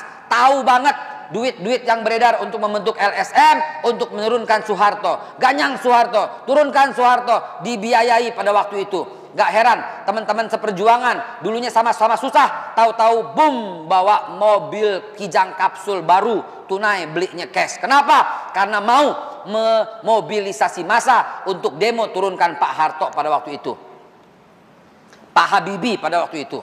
Coba akhirnya turunkan Habibie, akhirnya apaan? Umat Islam menjadi hampir saja memimpin, akhirnya turun lagi. Dan terus kalau sekarang antum merasa demikian, kalau sekarang antum merasa Pak Jokowi dikelilingi oleh orang-orang yang kurang baik, waktunya ngapain? Sama, lakukan seperti dulu, istighosah supaya Pak Jokowi menjadi presiden yang kuat, menjadi mukmin muttaqin. Amin ya Allah ya Rabbal alamin. Menjadi mukmin muttaqin yang mampu menyingkirkan orang-orang jahat di sekelilingnya. Itu bagian daripada akhlak kepada pemimpin. Bukan cuma Pak Jokowi, siapapun yang sedang menjabat, jangan dihinakan, jangan dilecehkan juga. Sebagaimana kita tidak mau ulama-ulama kita dilecehkan. Ada Bapak Panglima Pak Gatot, doain aja.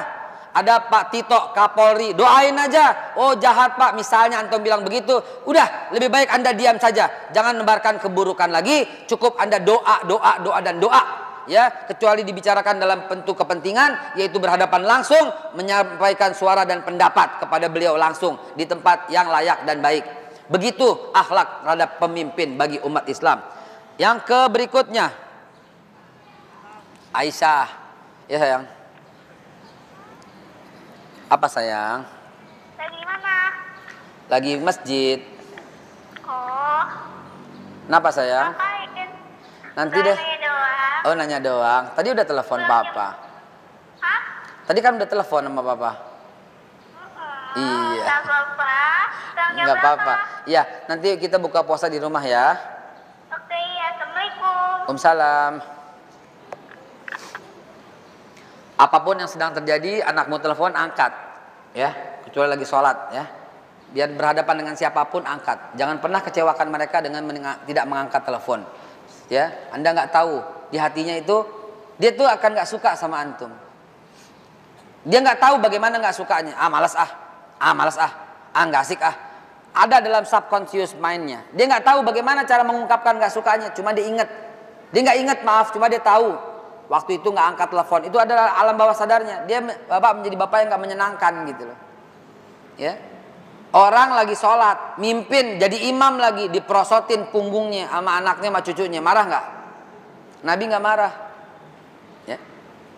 Baik jamaah sekalian, begitulah akhlak kepada pemimpin. Yang keempat dan kelima waktunya nggak cukup. Yang keempat sebenarnya akhlak kepada sesama muslim, akhlak kepada sesama mukmin. Dan yang kelima sebenarnya akhlak kepada sesama manusia. Jangankan kepada manusia Pak, kepada kucing aja Anda mesti berakhlak. Kepada ayam saja Anda harus berakhlak. Ayam nih, gue mau makan ayam, dipotong ayamnya dengan cara menggencet lehernya di gencetan pintu. Bagus tidak? Bagus tidak? Ini nggak berakhlak. Sama ayam bu kita harus berakhlak. Bayangkan, apalagi kepada orang. Sama ayam begitu. Bapak lagi jalan mobil, kelindas kucing, berhenti nggak? Palanya pecah, Anda angkut nggak? Semua pakai kantong kresek, angkut nggak? Kuburin nggak? Sama binatang aja kita perlu berakhlak, apalagi sama manusia, anak Adam. Ya.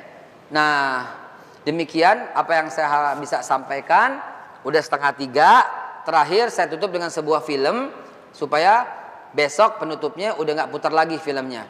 Kita lihat bagaimana perjuangan para sahabat Nabi ketika Nabi membuat surat. Tadi kan ada Piagam Madinah, lalu kemudian kehidupan. Nah kita lihat. Sound.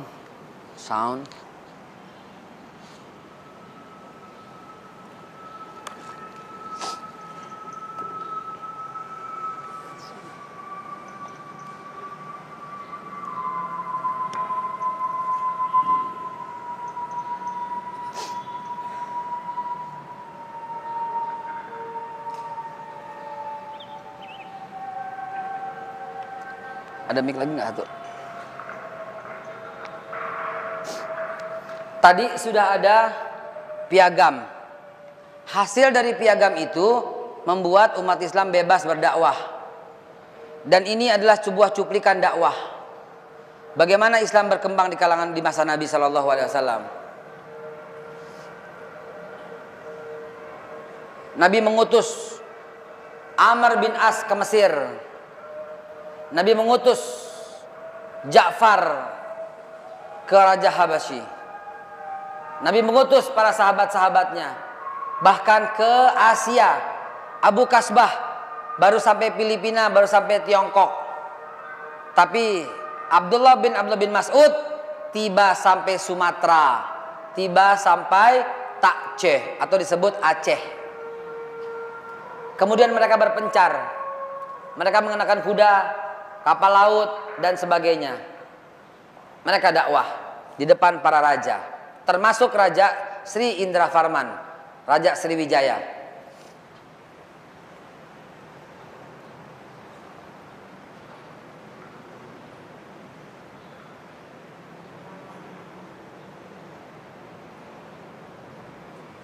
Ini Heraklius.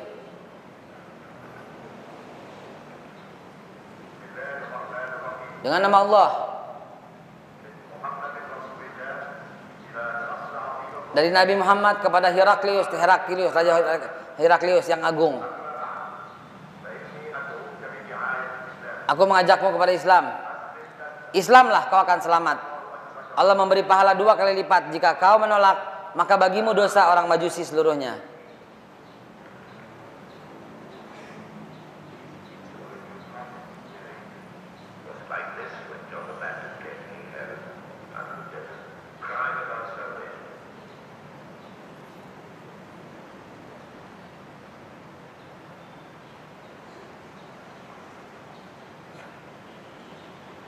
Diperankan oleh Ja'far bin Abi Thalib.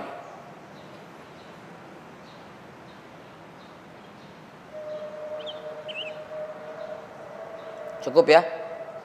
Kita lanjutin besok.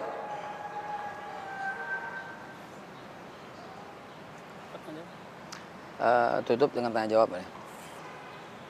Baik, Bapak sekalian, demikian paparan sesi keempat 24 jam termasuk sholat.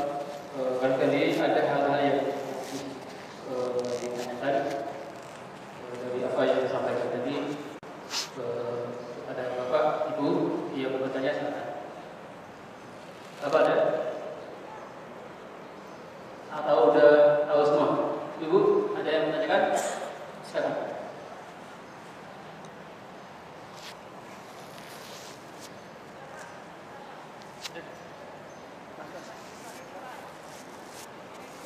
Ini nih, ini.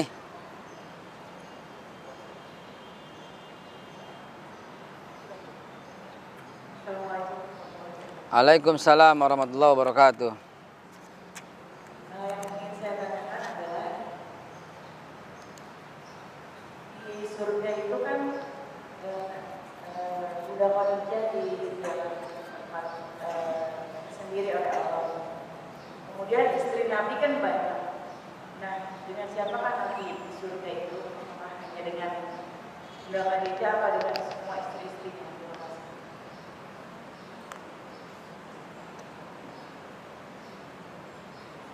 Ada lagi? Silakan. Assalamualaikum warahmatullahi wabarakatuh. Waalaikumsalam warahmatullahi wabarakatuh. Di surat An-Nisa itu kan dikatakan apa kesimpulannya saja itu boleh menikah 2, 3 sampai dengan 4. Batasnya sampai 4. Sedangkan Nabi kita istrinya lebih dari 4. Apakah sampai saat beliau wafat ketika di rumah Aisyah itu hanya tinggal 1 istrinya Aisyah saja atau masih ada banyak lagi yang lain? Atau sampai kapan beliau beristri hanya jumlahnya sampai 4? Kemudian tadi pertanyaan kedua sudah terwakili. Ya, terima kasih. Assalamualaikum. Assalamualaikum warahmatullahi wabarakatuh. Assalamualaikum warahmatullahi wabarakatuh. Dijelaskan oleh bahwa sebagai anak jangan bangga pada orang tua. Bagaimana rasanya Nah, mana yang nanya mana? Suara. Oh itu, iya. Itu dari bagaimana sebuah keluarga menghadapi kalau anaknya tidak aman pada orang tua dan tidak melaksanakan ajaran agama, sedangkan anak itu sudah dewasa. Bagaimana kita anaknya seandainya kita tidak tahu siapa yang akan membantu Tuhan. Bagaimana kita menunggu hidayah dari Allah Subhanahu wa taala sudah tahu bersama. Apakah dosa itu bukan kepada orang tua, sedangkan orang tua telah melakukan tugasnya, menanggung dan sebagainya. Karena saya lagi meninggal, bagaimana Kejadian berikutnya. apakah ditanggung oleh Baik, baik.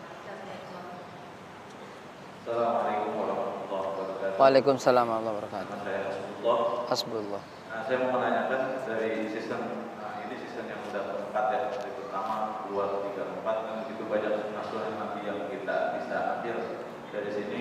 Yang saya mau tanyakan dari antum, ada nggak trik atau cara bagaimana kita untuk mudah untuk menjalankan daripada yang sudah kita dengar selama ini, karena kita kan cuma bisa dengar dan melakukan, tapi Aplikasi. dari hal-hal yang kecil, entah itu dari kita dari keluar dari hal-hal kita pakai sedang, entah mulai kaki kanan, entah itu dengan bersiwa, mana kita dari trik dari antum itu supaya kita mudah menjalankan itu. Baik. Terima kasih. Ya. Assalamualaikum warahmatullahi wabarakatuh.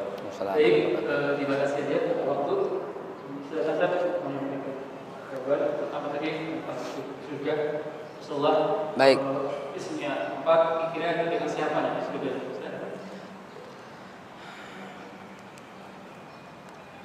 Surga berbeda dengan dunia. Saya bisa menggandakan tubuh saya 100 orang di surga. Ya Allah, ada lagi dong, haikal lagi, tung, haikal lagi dong, tung, haikal lagi dong, tung, bisa. Ya Allah, saya mau seperti plastik man, woing, mau bisa. Ya Allah, saya mau, belum ngomong tung ada, belum ngomong tung ada. Di surga itu lagu ini nggak ada, kata-kata yang lago nggak ada, yang sia-sia nggak ada. Di surga nggak ada dengki, nggak ada iri. Di surga nggak ada WC, nggak ada nggak ada pipis. Di surga cuma ada nikmat keringat doang, dan keringatnya wangi seperti minyak misik. Di surga minum arak, minum itu boleh. Di surga punya komplek wanita semua isinya boleh. Kalau kepengen, bapak-bapak boleh. Di mana Rasulullah mau boleh. Di mana istrinya mau boleh. Saat itu juga ada boleh. Saat itu juga merasa boleh. Saat itu juga berganda tubuhnya Nabi sampai tubuhnya 20, 30, 100 boleh. Terserah. Karena di surga kalau kita masih memikirkan di Indonesia, di dunia nggak nyambung lagi. Di Indonesia di dunia maaf, di dunia mungkin ada rasa iri sama siapa nih? Di surga mana ada? Berbeda ya, berbeda. Tiap kamar ada Nabi juga bisa di surga gitu ya. Wallahu alam bisawab. Pokoknya di surga nggak ada yang namanya gelisah, nggak ada yang namanya iri, nggak ada yang namanya dengki, nggak ada yang namanya aus, nggak ada yang namanya lapar. Semua senang-senang, santai-santai. Semua duduk-duduk di surga. Duduk di surga, ngobrol. Ya Allah, kita ketemu dulu. Kita makan yang sama dulu. Kok kita nggak lihat si Umar? Loh, Agus mana ya? Ya Allah, Agus nggak ada. Astagfirullahaladzim. Dulu ngaji sama-sama sama kita. Dulu ngaji sama-sama sama kita. Sekarang kemana? Agus, ya Allah, ya Allah. Kami dulu ngaji sama-sama dengan Agus, ya Allah, di Masjid Pondok Indah. Tapi Agus nggak ada. Ya Allah, tolong ya Allah. Itu malaikat menyampaikan, carilah Agus di neraka. Maka Allah izinkan pada penghuni surga syafaat. Cari itu, mana teman akrab saya? Ya Allah, pernah Agus main sama kita. Kok dia nggak ada sekarang? Kok nggak duduk-duduk sekarang? Dia mencari si Agus dan kemudian diangkat dalam api neraka. Maka itu saya berpesan, demi Allah, serius, nggak guyonan, nggak bercanda. Nama saya Haikal. Tolong ingat-ingat. Kalau Bapak masuk ke dalam surga dan tidak menemukan saya, tolong cari di neraka. Tolong minta sama Allah. Tolong ingat-ingat pertemuan ini. Ya Allah, kami pernah bertemu di Masjid Pondok Indah. Ya Allah, kami pernah berjumpa di Pondok Indah. Tolong ya Allah, kalau nggak ketemu, tolong cari saya Pak. Tolong sebut saya. Tolong sebut nama saya di hadapan Allah. Demi Allah, ya Rabb, jadikan ini sebuah saksi di mana kita bisa bertobat atas semua kesalahan dan kita bisa berkumpul kembali di surganya Allah Subhanahu wa taala. Enggak ada Bu yang berduka di sana. Ya, main cari-carian sama teman itu di sana. Ya, dan abadi terus. Ibu mau nonton, mau jalan, gue pengen mobil yang bagus. Ayo, Gue pengen belanja di mall. Allah bikin mall. Gue pengen ada Hermes. Gue pengen belanja Nina Ricci. Gue pengen belanja sepatu. Gue borong sepatu Charles & Keith. Lu borong semua dah. Di sorga bisa semuanya.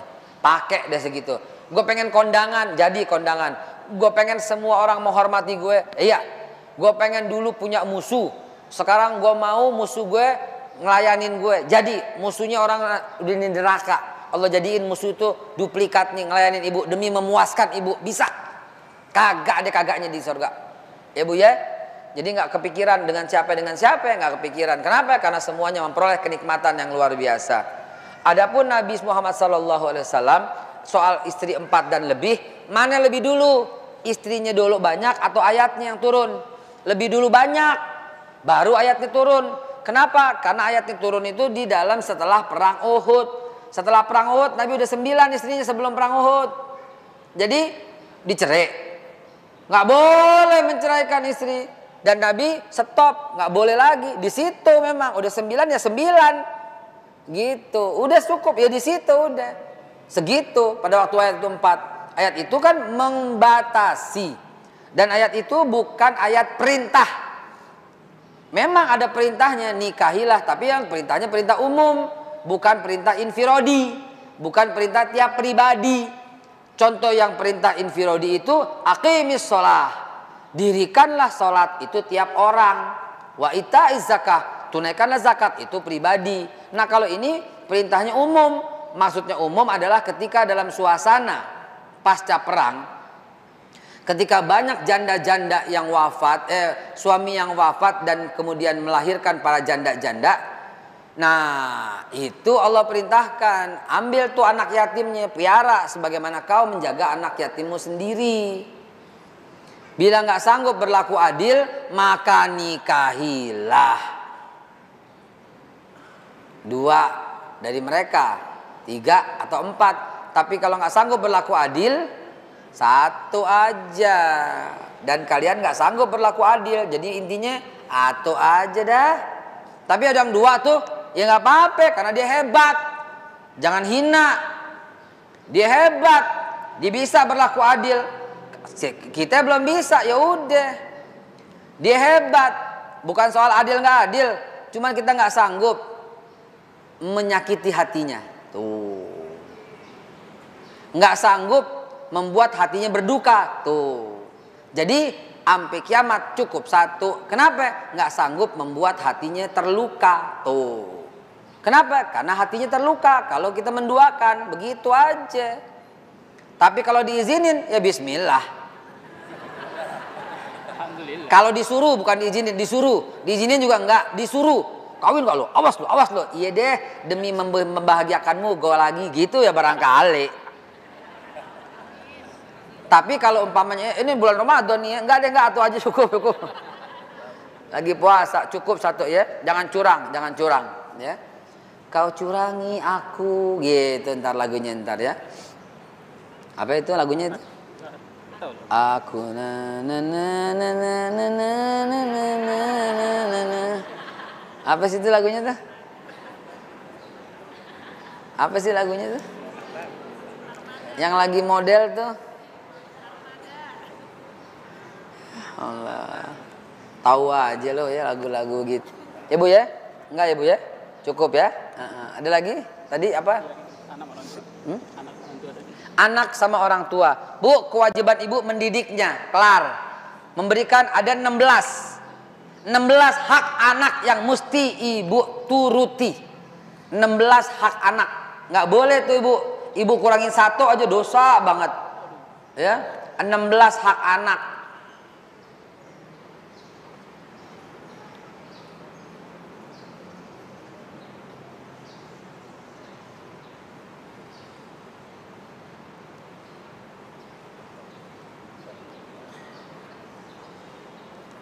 Udah mau asar. Ada 16 hak anak ya Bu. Salah satunya anak berhak dididik secara islami, berhak mendapat pelajaran sholat, berhak dipisahkan ranjangnya kalau udah dewasa, berhak mendapatkan kamar sendiri, berhak banyak, ada 16 macam. Kalau ibu udah penuhi 16-nya itu kelar tugas ibu. Ya, kalau dia kurang ajar tetap ibu udah lepas kewajibannya.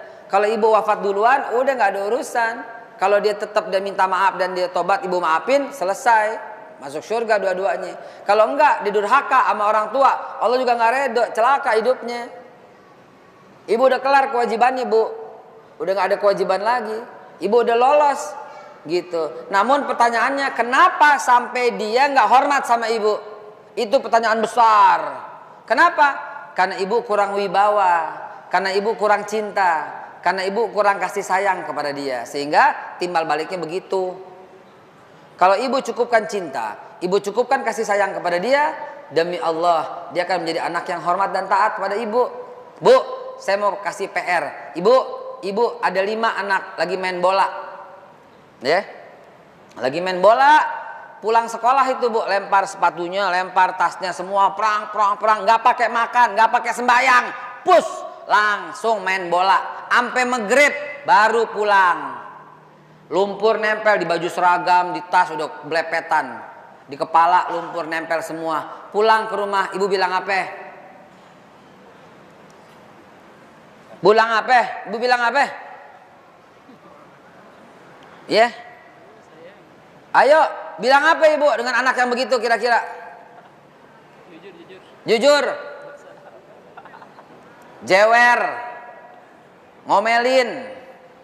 Bandel loh gitu, tegor, hukum dan sebagainya.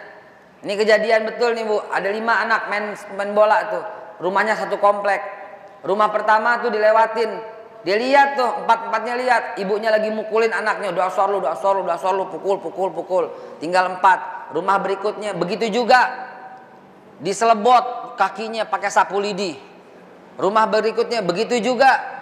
Sampai rumah terakhir tinggal 1 anak. Dia takut, dia gelisah, dia ketakutan. 4 orang teman sebelumnya dia lihat dengan mata kepalanya sendiri digebukin sama emaknya sama bapaknya depan rumah gara-gara kurang ajar. Cuma tinggal 1 anak.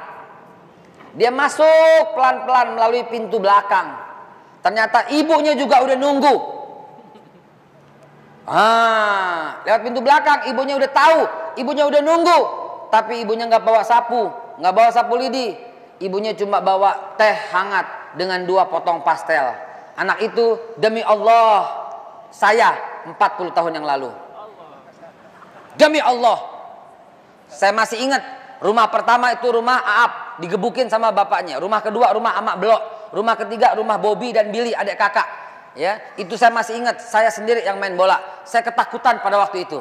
Lihat semuanya udah digebukin di depan mata kepala saya sendiri. Akhirnya saya masuk rumah lewat pintu belakang.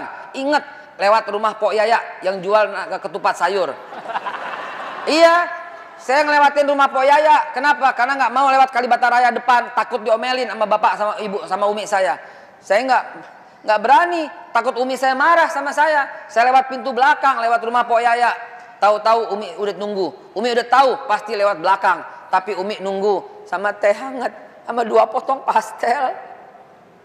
Saya nangis waktu itu, saya peluk Umi, saya bilang, lo kenapa kok jadi malah nangis? Itu yang lain digebukin, Eka lihat, tapi Umi enggak. Udah, tuh. Sampai warna dasternya yang saya peluk saya masih kebayang, warna kuning ada kembang-kembang. Sampai masih kebayang, saking itu memorinya memorize banget kejadian itu. Tuh Umi udah masakin air hangat, cepetan mandi, ntar masuk angin. Saya makan pastel sambil menggigil, sambil nggak kuat ketelan. Kenapa? Karena orang nangis sambil makan tuh nggak kuat ketelan. Sampai nangis saya, ya Allah, ya Rabbi, lagi mandi air hangat saya bersumpah demi Allah, ya Allah. Saya bilang, Bu, saya nggak akan kecewakan dia sampai mati. Demi Allah, saya nggak akan kecewakan ibu saya sampai wafat, tidak akan. Dan ibu saya wafat dalam pelukan saya, dalam ciuman saya. Tanggal 10 ya kemarin persis ya, sekarang udah 40 harinya beliau baru saja wafat dalam pelukan saya, dalam ciuman saya. Pipinya Lagi saya cium wafatnya sampai saya terdengar nafasnya satu demi satu. Mi redo ya mi redo ya mi. Itulah ibu saya. Sampai hari akhirnya masih berada dalam pelukan saya. Kenapa? Karena saya tidak akan mengecewakan dia sampai hari kiamat. Kenapa saya bisa begitu? Bukan karena saya, bukan karena Haikal yang sok tahu dan banyak dosa ini, bukan. Tapi karena berkah orang tua. Saya dari dulu cuma bisa bilang 3 sama ibu saya. Ya bisa, boleh. Kenapa? Karena ibu saya cintanya habis-habisan. Kalau ada anak ibu yang kurang ajar sama ibu, waspadalah, koreksi diri. Jangan-jangan ibu pernah memarahinya di masih kecil dan itu merupakan dendam yang tak tersampaikan. Kalau cinta mati, tidak akan ibu marahin. Kalau dia bersalah, ibu peluk, ibu cium. Abang saya sendiri nih, namanya satu Pak Rusdi, satu Pak Lukman. Ini berantem pada zaman itu di kampung Melayu. Berantem di depan saya dan depan ibu saya. Begitu berantem, ibu saya misahin, kagak.